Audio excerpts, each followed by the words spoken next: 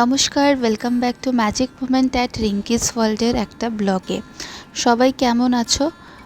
অনেক দিন পর একটা ব্লগ নিয়ে এলাম, তাই অনুরোধ করছি ব্লগটা পুরো দেখো। এই ব্লগটা আমার কাছে খুবই গুরুত্বপূর্ণ, খুবই স্পেশাল, কারণ দেখো মুম্বাইতে এসে পরে যখন প্রথম সুটকেসটা আনপ্যাক করেছিলাম তখনকার এই ভিডিওটা আজকে তোমাদের সঙ্গে ব্লগে শেয়ার করছি। বিয়ের কার্ডটা সবার প্রথমেই আগে চোখে পড়লো, যে বিয়ের কার্ডে কিভাবে কি হয়েছিল, মানে একটা সম্পূর্ণ একটা মানে একটা আলাদাই ফিলিং হয়। তো এটাই জাস্ট দেখছিলাম, দেখতে দেখতে অনেক কিছুই, মানে সুটকেসে একটা মেয়ে কতটা কি আনতে পারে। তো এটা সত্যিকারের খুবই একটা অদ্ভুত একটা ফিলিং, যে সত্যি কি এভাবে এক জায়গা থেকে আরেক জায়গায় এত তাড়াতাড়ি নিজেকে শিফট করা যায়। আমরা মেয়েরা বোধহয় সবই পারি, আমাদের বোধহয় এইভাবেই ঠাকুর বানিয়েছে, বা আমাদের কিছু না করলেও আমাদেরকে এভাবেই নিজেকে প্রিপেয়ার করতে হয়।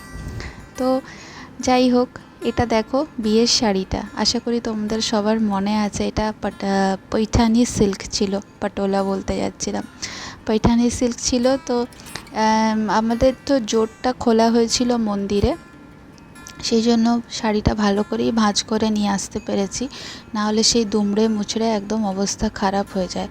আর শাড়ির আঁচলের সঙ্গে বাঁধা হয়েছিল বলেও, আর ওড়নার সঙ্গে, ওই জন্য অতটা অসুবিধা হয়নি। বিয়ের আগে যখন বাপের বাড়িতে থেকে যখন সবাই মিলে সুটকেস গুছিয়েছিলাম, তখন এত তাড়াহুড়ো ছিল, কি নিতে হবে কি না নিতে হবে, এই নিতে হবে ওই নিতে হবে, এটা ভুললে চলবে না। আর এখন যখন ফাঁকা করছি সুটকেসটা, তখন যেন মনটা খুব খালি খালি লাগছে, যে মানে এইভাবে এক জায়গা থেকে আরেক জায়গায় মানে যাওয়ার এত তাড়া থাকে, চলে এলে পরে তখন সেই পুরনো দিনগুলোই মন বারবার ফিরে পেতে চায়।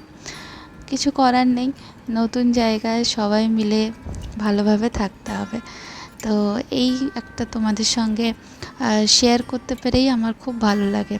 তো এই সময়টায় আমি ব্রেকফাস্ট বানাচ্ছিলাম, ব্রেকফাস্টে মটরশুঁটির পরোটা বানাচ্ছিলাম, লুচির মতন না করে পরোটার মতনই স্টাফ করে।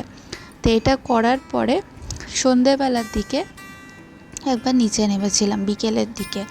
এই সোসাইটির তোমাদের একটা ট্যুর করাবো বলে।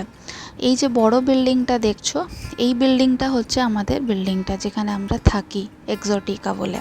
এটা পালাওয়া হচ্ছে, পালাওয়া সিটি, পালাওয়ার ভেতরেই এই সমস্ত কিছু আছে, মানে ভেতরেই এত কিছু আছে যে বাইরে যাওয়ার দরকার পড়ে না, স্কুল থেকে শুরু করে সব কিছু। এইটা আমি একটা চৌমাথা ক্রসিং, এখানে দাঁড়িয়ে তোমাদেরকে ভিউটা মোটামুটি যতটা দেখানোর চেষ্টা করছি। তো এখানে আছে তোমার মেন বিল্ডিংটা, ক্রসিং, এদিকে চলে যাচ্ছে একটা রাস্তা, ওইখানটাতে গণেশ মন্দির, মানে জাস্ট বিল্ডিং অ্যাডজাসেন্ট একদম বাঁদিকে পাশেই। আর তারপরেই আছে ক্লাব হাউস থেকে শুরু করে সব কিছু, তো আমি কভার করব। তো আগে প্রথমে তোমাদেরকে গণেশ মন্দিরটা দেখাই। গণেশ মন্দির এখানে খুব সুন্দর, প্রতিদিন এখানে আরতি হয়, প্রতিদিন সমস্ত সিনিয়র সিটিজেনরা এখানে বসেন, বাকি বাচ্চা থেকে বুড়ো সবাই আসে মন্দিরে, কিন্তু ওনাদের একটা আলাদাই আড্ডা এখানে আমি এসের থেকে দেখেছি, খুব ভালো লাগে দেখতে। মন্দিরটি খুব মানে সুন্দরভাবে বানানো, মানে যতটা ভালোভাবে একটা মন্দির মানে এইভাবে করার, মানে আর্কিটেকচারটা খুবই সুন্দর, মানে অনেকটা তোমরা যদি মাউন্ট আবু দিলওয়াড়া টেম্পল গেছো ওর সঙ্গে মিল পাবে। তো মন্দিরটি খুবই সুন্দর, ওয়েদারটাও খুব ভালো ছিল সেদিনকে।